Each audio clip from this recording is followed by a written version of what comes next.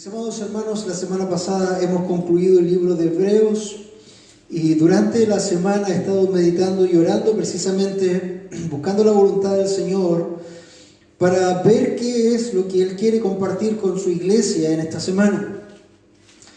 Y meditando en ello, he encontrado una carta de ánimo en medio de la aflicción. Una carta de ánimo en medio de la aflicción. Vamos a comenzar a partir del día de hoy a pasar por el libro de Primera de Pedro. Hasta este momento hemos visto la pluma de Juan, el discípulo amado, cuando vimos el libro completo de Juan. También vimos a Santiago en su momento, vimos al apóstol Pablo en Colosenses, también vimos al apóstol Pablo en Hebreo, pero nos faltaba probablemente el más prominente de los discípulos, por lo menos el de más personalidad, Pedro. Así que les invito a que puedan buscar ahí en sus hogares el libro de Primera de Pedro. Vamos a comenzar a ver esta carta. El título de hoy el sermón de hoy lleva por título una carta de ánimo en medio de la aflicción, y vamos a cubrir de los versículos 1 al 12. La idea no es hacer algo muy profundo, sino que sea más bien orientado al ánimo que el Señor quiere darnos en este día, en estos tiempos, en la aflicción. Déjame comentarte que el apóstol Pedro, el más carismático de los apóstoles, conocido también como Simón, hijo de Jonás, o Cefas, que fue su nombre en arameo que puso el Señor Jesús, y cuya traducción al griego es Pedro, que significa piedra o roca. Y como su nombre lo indica, él es la roca y escribe en su condición de puntal de la iglesia naciente. Recordemos que esto es el primer siglo. Esta carta que escribe el apóstol Pedro se la dicta a Silas. ¿Recuerda a Silas? También conocido como Silvano, el siempre fiel compañero de misiones y ministerio del apóstol Pablo. Ahora está tomando dictado precisamente de lo que el apóstol Pedro le está diciendo. Pedro no escribe de su puño y letra esta carta, sino que él la dicta y Silas empieza a trabajar precisamente como un escribano de Pedro. El lugar donde se está escribiendo esta carta te va a sorprender un poco. Esta carta está escrita desde Babilonia. Pero Babilonia en este tiempo, armado, era un nombre clave para aquella ciudad del pecado, de la persecución. Esta ciudad, Babilonia, donde está preso Pablo también. Por lo tanto, Pedro está escribiendo desde la ciudad de Roma. En este momento está en Roma escribiendo esta carta, por lo menos dictándosela a Silvano. Y esto más o menos lo escribió en el año 62 al 64 después de Cristo, poco tiempo antes de morir. Pedro ya estaba un poco avanzado en años. Esta carta es una circular para hacer llegar a todas las iglesias de lo que hoy conocemos como Turquía, o como el apóstol en manos de Silas cita Ponto, Galacia, Capadocia, Asia y Bitinia, y que pasa tiempos duros de destierro. Muchos de estos cristianos han salido de las iglesias o siendo judaizantes han venido al cristianismo y han sido desterrados por esa causa. Esta epístola tiene como propósito animar a los hermanos en tiempos difíciles de aflicción y especialmente en persecución. Entonces, mis amados hermanos, si te das cuenta, la carta del día de hoy es una carta ideal para los tiempos en que estamos viviendo, pues es una carta que nos anima a pesar de la aflicción que podamos tener en el encierro o en la posterior persecución cuando ésta ocurra. Quiero invitarte a que me acompañes precisamente ahora en la lectura. Vamos a leer de el 1 al 12 del primer capítulo, y dice la palabra del Señor así: Pedro, apóstol de Jesucristo, a los expatriados de la dispersión en el Ponto, Galacia, Capadocia, Asia y Bitinia, elegidos según el previo conocimiento de Dios Padre, por la obra santificadora del Espíritu, para obedecer a Jesucristo y ser rociados con su sangre, que la gracia y la paz os sean multiplicados. Bendito sea el Dios y Padre de nuestro Señor Jesucristo, quien según su gran misericordia nos ha hecho nacer de nuevo una esperanza viva mediante la resurrección de Jesucristo de entre los muertos, para obtener una herencia incorruptible, inmaculada y que no se marchitará, reservada en los cielos para vosotros, que sois protegidos por el poder de Dios mediante la fe para la salvación que está preparada para ser revelada en el último tiempo, en lo cual os regocijáis grandemente, aunque ahora por un poco de tiempo, si es necesario, seáis afligidos con diversas pruebas, para que la prueba de vuestra fe, más preciosa que el oro que perece, aunque probado por fuego, sea hallada, que resulte en alabanza, gloria y honor en la revelación de Jesucristo, a quien sin haberle visto le amáis, y a quien ahora no veis, pero creéis en Él y os regocijáis grandemente con gozo inefable y lleno de gloria, obteniendo como resultado de vuestra fe la salvación de vuestras almas. Y acerca de esta salvación, los profetas que profetizaron de la gracia que vendrá a vosotros diligentemente inquirieron e indagaron, procurando saber qué persona o tiempo indicaba el Espíritu de Cristo dentro de ellos al predecir los sufrimientos de Cristo y las glorias que seguían. A ellos les fue revelado que no se servían a sí mismos, sino a vosotros en estas cosas que ahora os han sido anunciadas mediante lo que os predicaron el Evangelio por el Espíritu Santo, enviado desde el cielo, cosas a las cuales los ángeles anhelan mirar. Amado Dios, vamos delante de su presencia una vez más dando gracias por este día. Queremos rogarte, Señor, que tú seas tomando el control de este predicador. Que este predicador, Señor, no sea un estorbo para lo que tú quieres hacer en esta mañana, para tu iglesia, para tus hijos, para tu congregación, Señor. Que tú seas obrando y ministrando, poniendo el bálsamo necesario para cada uno de nosotros que están escuchando en esta hora y que son parte de tu iglesia. Señor amado, queremos clamar para que con temor y temblor tú nos seas dirigiendo y seas presentando tu palabra, Señor, a tus hijos. Que tu Espíritu Santo, Señor, obre en cada uno de nosotros para tu mayor gloria, en el nombre de Jesús. Amén y amén. Entonces, esta carta es una carta de ánimo en la aflicción. Hemos tomado 12 versículos que aparentemente son largos, pero Pedro realmente en esos versículos ha desarrollado una idea que tiene varias cosas. Queremos ir trabajando en esas ideas precisamente para que te sea a ti también una carta de ánimo en la aflicción. El primer punto que nosotros vamos a ver y vamos a meditar en esta mañana es los elegidos de Dios. A los elegidos de Dios. Primera de Pedro 1 y 2 nos dice: Pedro, apóstol de Jesucristo, a los expatriados, que quiere decir a los que fueron sacados, a los que fueron echados de sus tierras, de la dispersión en el Ponto, Galacia, Capadocia, Asia o Bitinia, que era Turquía, lo que nosotros conocemos hoy. Lo importante de lo que quiero compartir en esta mañana con ustedes en este punto es que estos expatriados son elegidos. Hermano amado, acá Pedro le está escribiendo a los escogidos. ¿A qué escogidos? ¿A qué elegidos? A los elegidos según el previo conocimiento de Dios Padre. Quiero que noten lo siguiente. En estos versículos dice: elegidos según el previo conocimiento de Dios Padre por la obra santificadora del Espíritu para obedecer a Jesucristo y ser rociados con su sangre. Si te fijas, Pedro acá invoca a la Trinidad completa y los muestra en cada uno de sus roles. Por ejemplo, Dios Padre es el que escoge o que ha escogido desde antes de la fundación del mundo. Aquí lo pone como el previo conocimiento, pregnosis o prognosis. Entonces, Dios Padre es el que ha cumplido la tarea de escoger. ¿Escoger a quién? ¿A todo el mundo? No, mi amado hermano. Dios no ha escogido a todo el mundo para salvación. Dios Padre, antes de la fundación del mundo, ha escogido a un número muy grande, pero limitado, de personas que Él va a comprar para traerlos a sí mismo. Eso lo hace desde antes de la fundación del mundo y lo hace precisamente Dios Padre.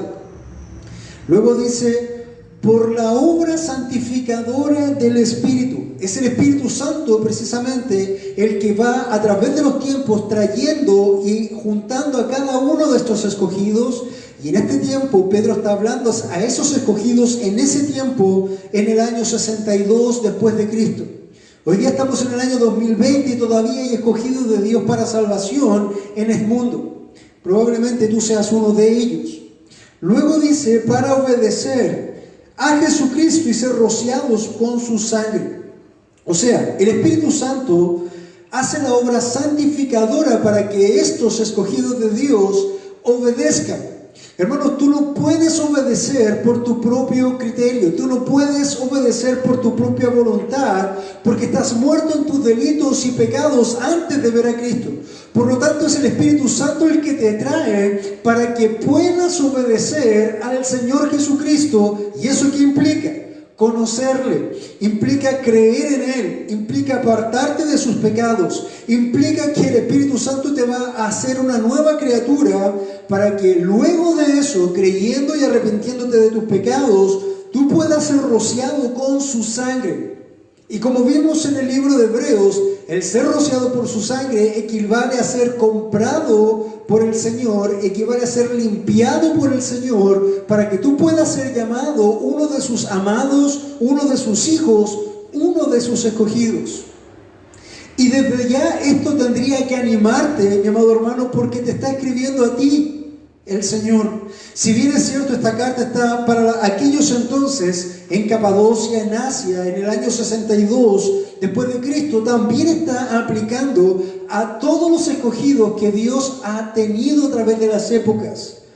Y esto no solamente es para Capadocia, para Galacia, sino que también es para Viña del Mar, es para Uriangato, es para José Cepaz, es para los santos de Maimona y para todo otro lugar en el mundo donde el Señor tenga sus escogidos en este momento. Amén. Eso ya debería darte un ánimo porque te está llamando un escogido. Entonces, si te fijas, este primer punto nos señala que el Señor está escribiendo a través del apóstol Pedro, a través de la mano de Silas, a aquellos que han sido escogidos según el previo conocimiento de Dios. Y ese según el previo conocimiento de Dios no quiere decir que Dios iba a evaluarte si tú ibas a aceptar o no ibas a aceptar al Señor. Recordemos que esas frases no son bíblicas. Recordemos que aceptar al Señor en el corazón no es algo que aparezca en la Escritura, es algo que se ha anexado en la historia.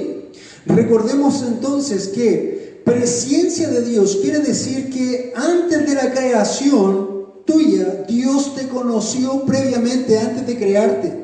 Y en ese sentido te conoció y decidió otorgarte un amor soberano, no porque tú eras bueno, no porque tú eras mejor, sino simplemente porque Él quiso amarte.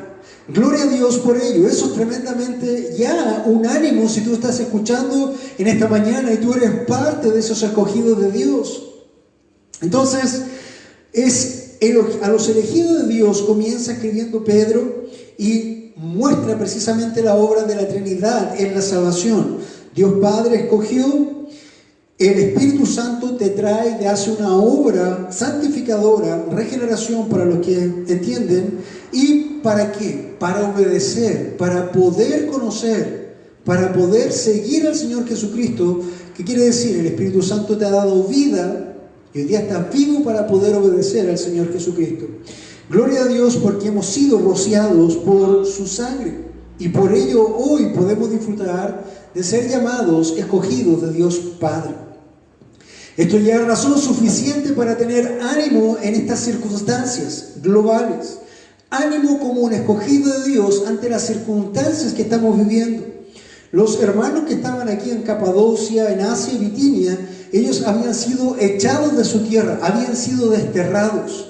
Ellos habían sido perseguidos y estaban sufriendo persecución por la causa de Cristo. En otras palabras, ellos han sido afligidos por ser escogidos de Dios. Así como nosotros, de alguna otra forma, hoy día estamos pasando alguna dificultad en nuestras vidas, en nuestras casas, como decía nuestro hermano Marco o nuestro hermano Mario en sus oraciones. Cierra esta salutación Pedro diciendo que la gracia y la paz os sean multiplicadas. Piensa en ello, hermano. Ante un posible desánimo por la aflicción, el apóstol termina diciendo en este saludo que la gracia de Dios, hermanos, que la gracia de Dios que ha sido otorgada en ti y la paz de Dios que puedes disfrutar sea multiplicada. ¿Qué quiere decir? A mayor aflicción, entonces también tú puedes disfrutar de mayor gracia y mayor paz.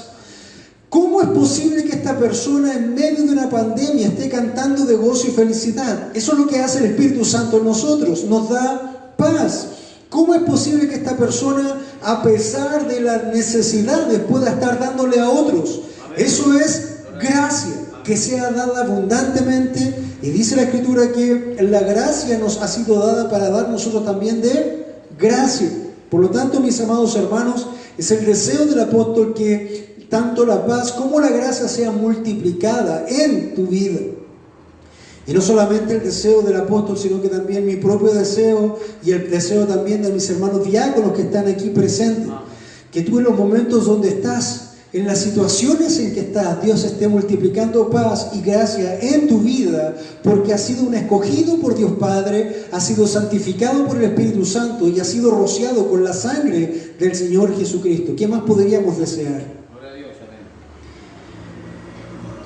De todas formas, un segundo punto que nosotros vamos a tocar en esta mañana del libro de Primera de Pedro está ahí en el 3 al 5. Le he denominado hechos nacer de nuevo para una esperanza viva.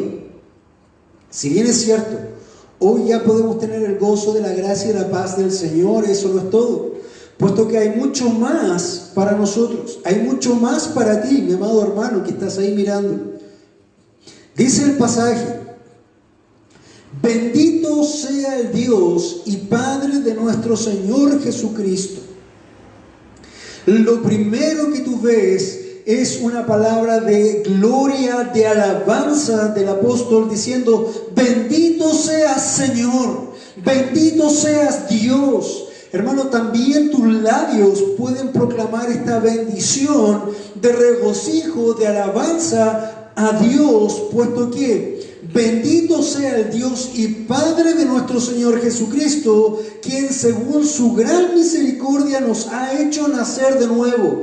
Gloria a Dios, Señor, porque yo estando muerto en mis delitos y pecados, me has hecho nacer de nuevo para una esperanza viva. Yo estaba muerto, mas ahora puedo vivir.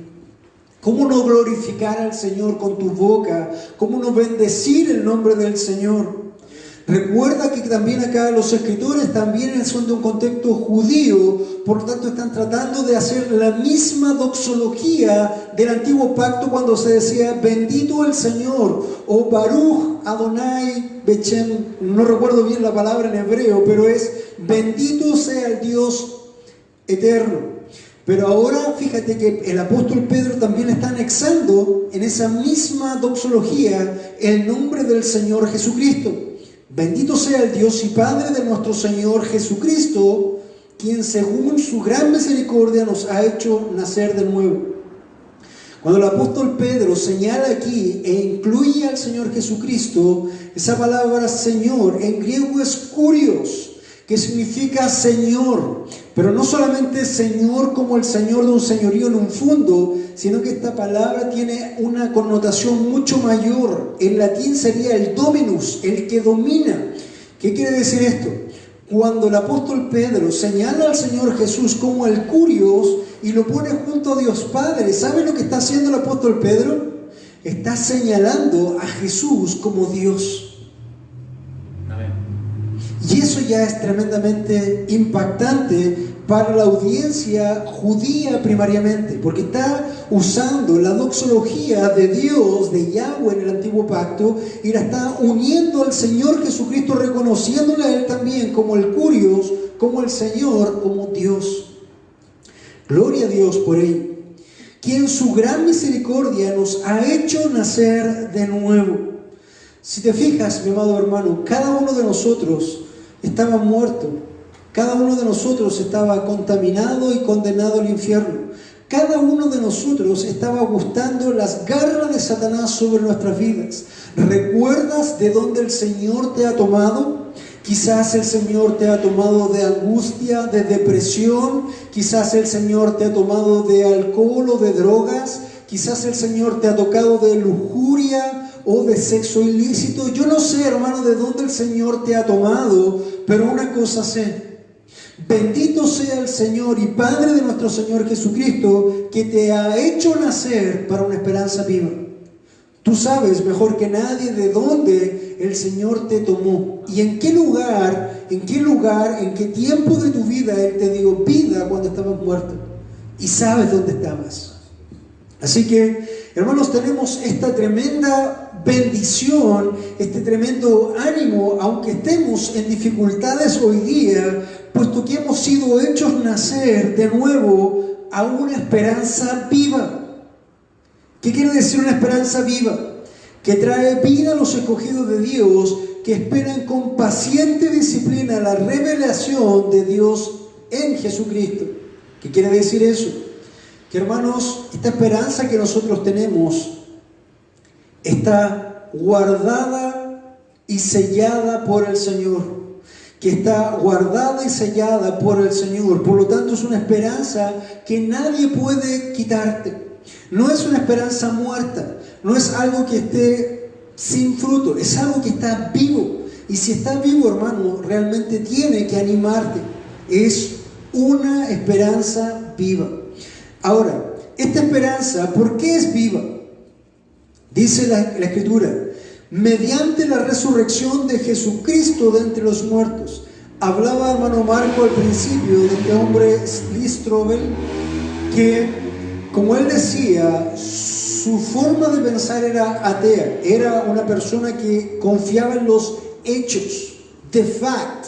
Entonces, como él tenía una posición atea, y cuando su esposa empieza a venir al cristianismo, él quiere sacarla de las mentiras de esta fábula cristiana, de esta fábula del libro de cuentos y de esta fábula del Dios resucitado, y no encuentra ninguna otra cosa que precisamente pensar en cómo destruir esa fe en su esposa. Y piensa, si yo puedo destruir la Escritura, si yo puedo destruir la resurrección de Cristo, que es el eje central del cristianismo, entonces voy a poder evaluar y decirle a mi esposa, eso era mentira. Y él comienza en una labor muy ardua para tratar de destruir el mito de la resurrección de Jesucristo. Pero, hermano, finalmente él no puede destruir ese mito porque no es un mito, porque es real. Cristo murió en una cruz y fue resucitado por Dios Padre. Entonces, como Cristo vive, él, Lee Strobel, vino a salvación junto con su familia. Pero esto también equivale a eso. Como Cristo vive, nuestra esperanza está viva. Porque nuestra esperanza está en Cristo, que vive y reina por los siglos. Por eso dice, mediante la resurrección de Jesucristo de entre los muertos, para obtener una herencia. Y hermanos, esto debe animarte también, porque Cristo ha resucitado y por eso la esperanza es viva y es firme. Pero no solamente eso, sino que el propósito de esto es darte a entender que tú, hermano amado, tienes una herencia que es segura. El escritor de Hebreos lo formula escuetamente y dice, en caso de un testamento es necesario demostrar la muerte del testador, ya que un testamento solo es puesto en vigor cuando alguien ha muerto. Nunca tiene vigencia mientras el que lo hizo vive. Pedro, no obstante, coloca la palabra herencia en el contexto de la vida. Si bien es cierto, la herencia se cobra cuando el familiar muere, en esta idea nosotros tenemos herencia segura porque el heredero ha muerto pero ha resucitado, está vivo. Por lo tanto, es una herencia que permanece por los siglos y está sellada, está guardada, y nadie puede tocarla ni quitarla. Hermano, pueden quitar tu cuerpo, pueden quitar tus casas, pueden quitar tus bienes, pueden quitar tu libertad, pero la herencia en Cristo, eterna, no la puede quitar nadie de tu vida. Y eso debería animarte en estos tiempos de aflicción. Seguimos hablando de esta herencia. ¿Cómo es esta herencia? ¿Y dónde está guardada? Esta herencia está depositada para ti, mi hermano, no en el mejor banco del mundo. Aún los mejores bancos son robados. Aún las tarjetas del banco las pueden ser vulneradas. Tuvimos el caso de nuestro diácono que clonaron una de sus tarjetas. Por lo tanto, en este mundo no hay tarjeta segura, no hay cuenta segura, no hay banco segura, pero la herencia, hermano, que tienes tú está segura porque no está en esta tierra donde el hollín y el ladrón corrompen, sino que está en los cielos. Es una herencia que nadie puede tocar. Y dice la Escritura que esta herencia es incorruptible, no se puede corromper, no va a pérdida. Esta herencia es inmaculada, no se puede ensuciar, está guardada en forma pura, no se va a descomponer ni se va a acabar, no se marchitará como las flores que aparecen y después se marchitan. Es una herencia que es intocable, que es inmutable y reservada para ti, hermano, en los cielos. Si tú eres un escogido de Dios, si tú eres un amado del Padre, limpiado por el Espíritu Santo y rociado en la sangre de Jesucristo, entonces tú has nacido de nuevo para esta esperanza viva y esta herencia es tuya. Hermano, tienes una herencia. Muchas veces uno está pensando, ¿qué haría si se ganara una lotería? ¿Qué haría si ganara más dinero? Probablemente tú pensarías en comprarte una casa, comprar un auto, cambiar a los hijos de escuela, no sé. Pero hermano, tú eres rico en el Señor, tienes una herencia que no se puede comparar con ninguna riqueza que está en esta tierra y la posees ya. Entonces, esto debería animarte en tiempos de aflicción. Está reservada para ti en los cielos. En forma simple, es una herencia que nunca puede acabarse, no puede echarse a perder, no puede marchitarse. Y esa herencia está reservada en los cielos para ti. Ahora, no solamente está la herencia guardada, sino que escucha lo que dice el versículo 5. Si lo puedes leer ahí con tus ojos, dice que sois protegidos. Tú estás protegido por el poder de Dios mediante la fe. No solamente tienes una herencia que es imperecedera, sino que tú también eres protegido. Esa palabra protegido ahí es froureo, que quiere decir, es un término militar que puede significar que ya sea proteger a alguien en peligro o impedir que alguien se escape. Eres como un testigo guardado, un testigo protegido. Hay milicias alrededor tuya que están guardándote. Hermano, no sé en qué cosa estás pasando hoy día en tu caso. No sé qué estás sufriendo. Pero si estás sufriendo, recuerda esto. Tienes una herencia en los cielos. Y también, mi amado hermano, tú mismo eres protegido por el Señor, por el poder de Dios mediante la fe. Si recuerdas un pasaje que decía, ¿quién puede tocar a los escogidos de Dios?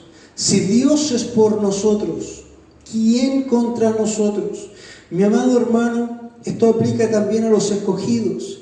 Un escogido de Dios va a llegar a Dios sí o sí. No importa la muerte, las dificultades, ni los ángeles, ni lo profundo, ni la vida, ni la muerte. Él va a llegar a Dios porque está guardado.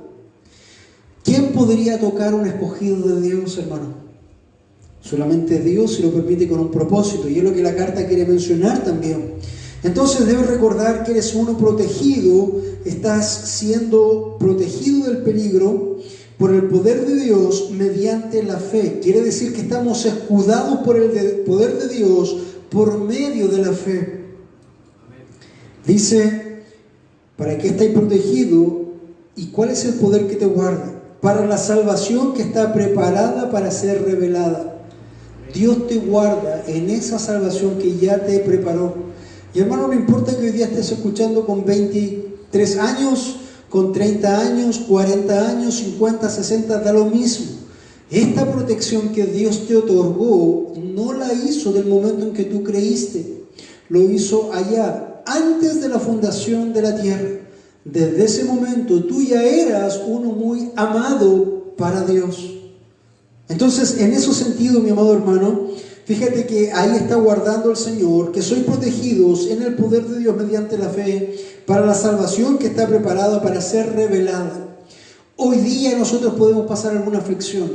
Hoy día podemos pasar alguna necesidad. Esta carne se va a doler. Pero, mi amado hermano, va a llegar el día en que este velo de la carne va a caer y el Espíritu se va a gozar eternamente en la herencia preparada para ti junto al Señor. ¿Qué mayor esperanza que esa? ¿Qué mayor gloria? ¿Qué mayor dulzura podríamos tener de parte de Dios? Cuando nosotros pensamos en esto, mis amados hermanos, quisiéramos decir, bueno, vámonos entonces ya con el Señor. Sería hermoso, mis amados hermanos. Pero quiero citarte acá algún pasaje del progreso del peregrino. Cuenta la historia que está peregrino ya convertido en cristiano junto a su compañero fiel y entran a la feria de las vanidades. En la feria de las vanidades, uno de ellos va a morir y el otro va a seguir su camino. Fiel es acusado y es quemado. Y en ese momento desciende un carruaje del cielo con ángeles y llevan su alma a victoria. Aparentemente la muerte fue algo trágico y fue algo duro para Fiel, pero realmente fue simplemente un atajo para llegar a la ciudad celestial antes que Cristiano, que tuvo que seguir caminando en el camino de la vida. Por lo tanto, mi amado hermano, esta vida que nosotros tenemos de carne es una vida que nosotros vemos a través de velo. Pero llegará el momento donde vas a ser redimido y este velo caerá y verás el gozo del Señor a plenitud. Entonces, mi amado hermano, esta es una carta de ánimo en medio de la aflicción. Y esta carta está escrita a los elegidos de Dios, también a aquellos que han sido hechos nacer de nuevo una esperanza vida. Y un tercer punto que es importante mencionar: no todo es color de rosa, no todo es miel sobre hojuelas en esta vida cristiana. Cuando algunos dicen, acepta al Señor en tu corazón y todos tus problemas desaparecerán. ¿Lo has escuchado? Quizás muchas veces lo has escuchado en las calles, en las predicaciones, cuando dice que Dios ama al pecador y que quiere traerte para librarte de todas tus aflicciones. ¿Es eso lo que el Señor está diciendo? El tercer punto que nosotros vamos a tocar en esta mañana es probados para purificación. Probados para purificación. Y esto está en 1 de Pedro 1, del 6 al 9. Si lo puede buscar, mi hermano.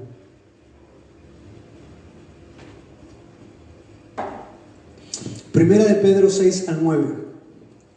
Probados para purificación. Dice el Señor, en lo cual os regocijáis grandemente. ¿En qué te regocijas? En esta herencia y esta protección que vimos recién. Aunque ahora, en la letra chica, ¿no? Los peros, aunque ahora, por un poco de tiempo, si es necesario, dos cosas puntuales, por un poco de tiempo y si es necesario, seáis afligidos con diversas pruebas. Hermanos, el Señor va a usar las pruebas. El Señor va a usar las aflicciones. El Señor va a usar el sufrimiento. Va a usar el dolor para hacer una obra maravillosa y perfeccionarla en nuestras vidas. Por un poco de tiempo, las aflicciones no van a ser eternas. Y si es necesario, cada uno de nosotros está en diferentes aspectos. Aquellos que están en Cristo y son más inmaduros que otros van a ser mayormente probados porque el Señor quiere llevarlos a un proceso de madurez. Por lo tanto, vamos a ser afligidos con diversas pruebas. Esas pruebas tú puedes llamarla como quieras. Puedes llamarla pandemia, puedes llamarla muerte, puedes llamarla sin trabajo, necesidad, cualquier otra cosa. Puede ser un robo, puede ser cualquier otra cosa que estés pasando. Velo como una prueba. Y seréis afligidos con diversas pruebas. ¿Para qué? Todo lo que Dios hace, mi amado hermano, lo hace por propósito y con un propósito. Para que la prueba de tu fe, más preciosa que el oro que perece, el oro es precioso pero perece, tu fe debe ser probada como el oro que es probada por el fuego. Y cuando esa fe es probada, hermano, al salir de la prueba, tú eres más limpio. tú eres más puro, tu fe es más verdadera. En otras palabras, tú has crecido un poco más en el camino del Señor, tú estás un poco más maduro. Ya puedes comenzar a comer carne sólida de la palabra, más que tomar la leche, puesto que tu fe ha sido probada. Y eso Dios lo hace al fragor de la prueba. Hermanos, este ejemplo lo he dado muchas veces, pero tú sabes que el oro se derrite al fuego a mucha temperatura hasta que el oro sólido queda en estado líquido. Si tú esto lo pruebas contigo mismo, si tú te pruebas al fragor del fuego, sin duda va a doler, va a quemar, te va a derretir. Y eso es lo que el Señor está haciendo. Pero cuando el oro, hermano, termina derretido, naturalmente por el calor, las impurezas del oro se van hacia las orillas. El orfebre recoge luego todas las impurezas, las quita como suciedad y luego deja que ese oro vuelva a solidificarse y queda mucho más puro que cuando entró. Lo mismo pasa hoy día. Estas aflicciones, mi amado hermano, son necesarias. Son necesarias para que tú puedas crecer. Son necesarias para que tú puedas ser fortalecido. Son necesarias para que tú puedas ser purificada y tu fe se evidencie. Este es el momento en la aflicción donde se prueban los cabritos y las ovejas. El cabrito se irrita y se va. Él renuncia. La oveja lo padece con gozo hasta que es restaurada y ha sido hecha madurar. Entonces, mi amado hermano, debemos ser probados para purificación, y este también es parte del ánimo que el apóstol Pedro tiene para ti. ¿Por qué? Porque una vez que tu fe ha sido probada, esta debe ser hallada en alabanza, gloria y honor en la revelación de Jesucristo. Tu fe va a exaltar el nombre de Dios, tu fe va a glorificar el nombre de Dios y va a traer honor al Señor. Fíjate cómo aquí se demuestra también un verdadero hijo de Dios, porque ante la prueba, una persona que dice ser hijo de Dios puede blasfemar el nombre de Dios, diciéndose cristiano. Ahí tú encuentras una persona que es un falso creyente. Te voy a mencionar un caso. Job, un hombre justo, un hombre que amaba a Dios por sobre todas las cosas y que seguramente también guiaba a su esposa, pero en el momento de la prueba y de la aflicción, cuando estaba ahí ya como casi muerto, vino su esposa y le dice: bendice a tu Dios y muérete. En el original dice bendice, se traduce maldice precisamente para que se entienda el concepto. Maldice a tu Dios y muérete. Muchas veces en la prueba, hermanos, tu propio corazón debe pensar, o quizás pueda pensar en esto, en renunciar, en dejar a Dios. ¿Cómo un Dios tan grande y tan amoroso me puede estar haciendo esto? Hermano, lo está haciendo precisamente porque es grande y es amoroso, y porque necesita corregirte, necesita ordenarte, necesita purificar y probar tu fe. Entonces, esto es de esperanza precisamente porque nosotros, después de la prueba, vamos a glorificar el nombre del Señor, a aquel que sin haberle visto hemos amado y que ahora no vemos, pero creemos en Él. ¿Tú crees en el Señor Jesucristo? En este momento donde todas las naciones están bajo esta pandemia, la pregunta: ¿y dónde está Dios?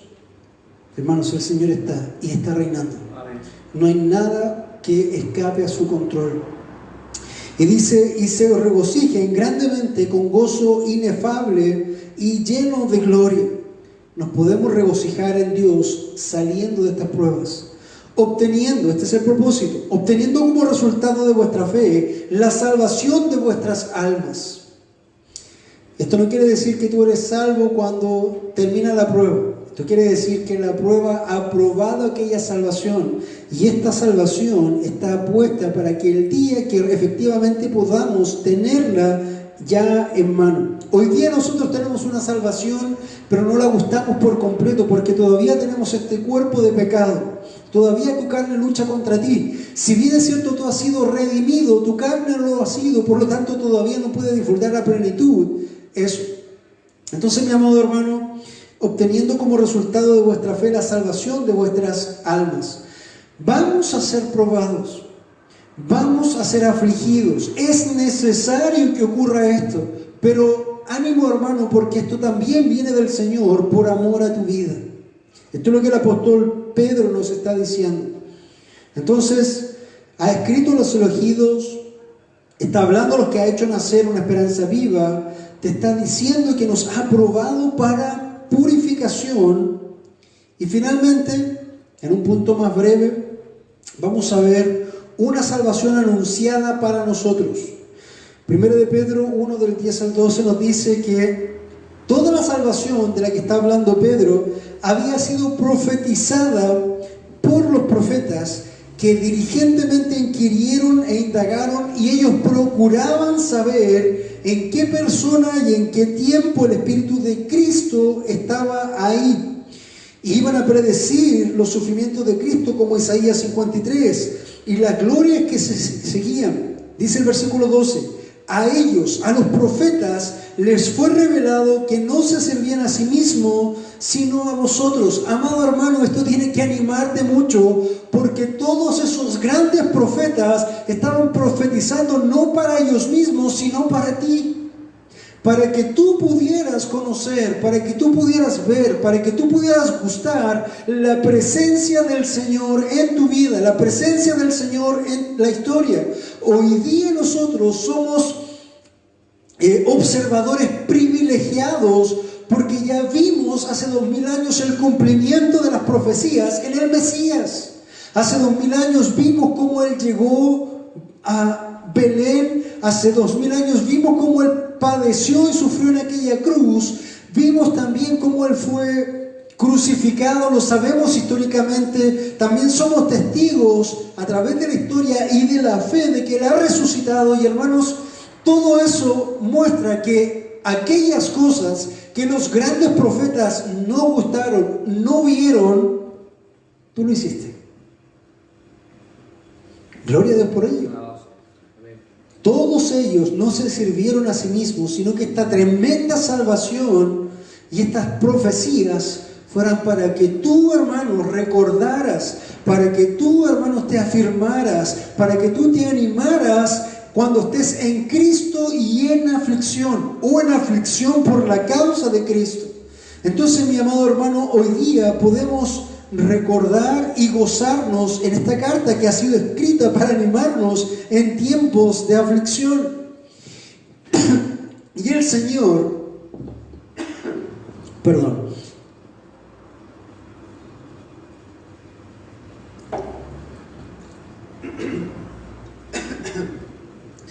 y el Señor a través de Pedro y de Silvano quiere en esta mañana, mi amado hermano que estás mirándome ahí en tu hogar, quiere animarte porque tú eres un escogido de Dios.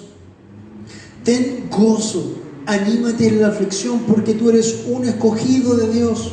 En esta mañana el Señor quiere animarte ahí donde estás, porque tú has sido hecho para nacer de nuevo, para tener una esperanza viva y una herencia incorruptible. Hermano, esto es lo que el Señor quiere darte el ánimo para que tú recuerdes que tú has sido hecho nacer de nuevo para una esperanza viva y que tienes una herencia incorruptible. El Señor en esta mañana, hermano, a través de Pedro también quiere animarte y te dice, ten ánimo porque serás probado, pero esta prueba es para purificación, pero no es para siempre, no es eterna, es un breve tiempo. Entonces, mi amado hermano, anímate si has estado cayendo en desesperación, si has estado cayendo en depresión o en otro tipo de cosas, porque el Señor está al tanto de todas estas cosas y Él mismo lo ha puesto para probar tu vida. Y un último punto para que recuerdes, hermano, ten ánimo, no desfallezcas, porque la salvación fue anunciada para ti. Todo lo que escribieron en el Antiguo Testamento, todos los profetas, fue para que tú pudieras gozar en este tiempo de una salvación veraz, completa y manifestada. Hermano, ten ánimo. Ten ánimo en tiempos de aflicción. Confía en el Señor, Él está amándote desde antes de la fundación del mundo. Él está probándote para sacar todas aquellas impurezas que hay en tu vida. No es tiempo para depresión, no es tiempo para desánimo, no es tiempo para echarse a morir. Es tiempo, hermano, para mostrar y demostrar cuán precioso, de cuánto quilataje es el oro de tu fe. Tu fe, probada como el oro, ¿es de 24 quilates, 18 quilates? ¿O es como dicen por ahí, oro peruano o oro de los tontos? Hermanos, es necesario que tu fe sea probada para evidenciar dónde estás tú en Cristo. Ten ánimo y estamos en contacto pronto para poder vernos Dios mediante. Vamos a tener un tiempo de oración. Señor, vamos delante de su presencia en esta hora, dando gracias por este tiempo en que podemos exhortar y animar a la congregación a través de tu palabra. Señor, sabes que no es el propósito hacer un comentario exegético bíblico de cada versículo, sino que quedarnos con lo importante.